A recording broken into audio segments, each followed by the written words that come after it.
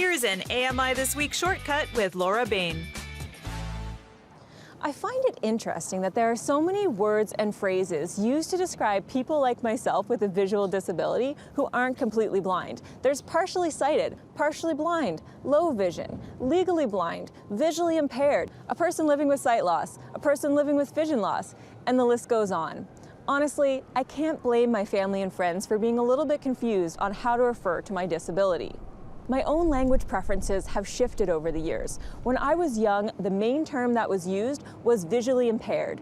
And while I don't think this is necessarily an ideal or current term anymore, I have to confess that I do feel a little bit of fondness for it, especially when I'm speaking to people within the community.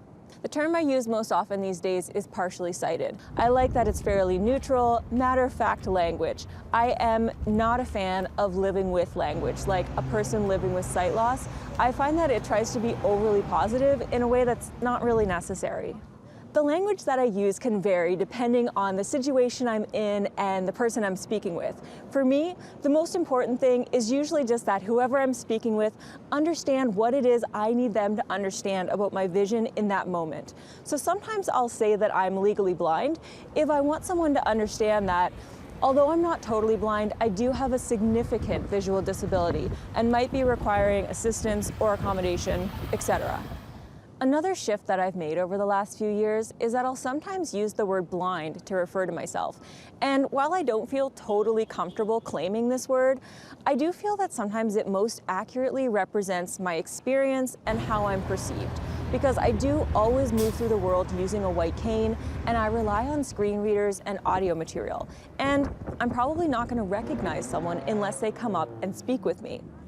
Terms like visually impaired and partially sighted don't really get at the spectrum of visual disability.